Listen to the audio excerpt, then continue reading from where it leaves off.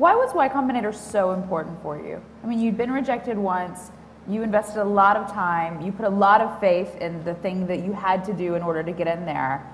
You know, I mean, Silicon Valley is not particularly a hard place to find other mentors. I mean, you had encouragement on the ideas. Why did you feel like you needed it?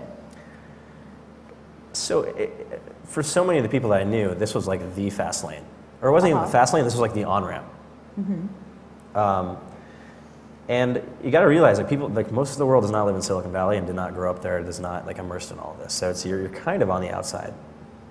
And so we didn't really have any connections or know anyone other than the people that had already gone through Ycombinator. So we had a whole network of people who were in it, but not people sort of around them. And I had just seen, so I had bootstrapped my first startup for like 3 years. But we worked on it part-time. And I saw in like 3 months how much faster and how much more momentum, or how much faster progress was, how much more momentum they got by literally camping out in Adam's living room while they were in Cambridge doing Ycombinator. And I'm like, oh my God, we got to do this. You know, and it was, particularly at the time, it was like the ideal way for someone who's not from the Valley to get plugged in. And how it works is really straightforward. They have this sequence of dinners every week, and they get, you know, investors and past entrepreneurs and all these people that you, sort of the whole cast of characters you encounter in the ecosystem, they sort of have an off-the-record, like 2-hour talk, 3-hour talk from these people. And so it's a really effective way of getting context for like what you need to know.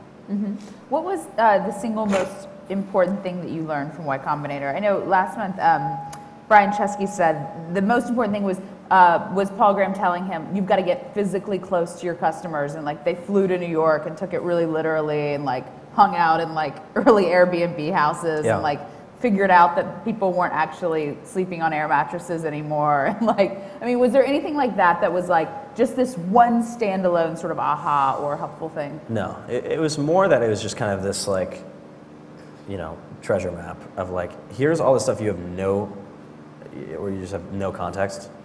And like, sure, listening to a 2-hour talk from like a patent lawyer doesn't make you like a patent lawyer, but you can at least know like, okay, there's this stuff around patents that's like kind of important, and like here's the kind of things I'm gonna need to know. And like, you know, hearing these stories from these entrepreneurs who have been through this, you sort of get a little bit clearer idea of what the whole process is like.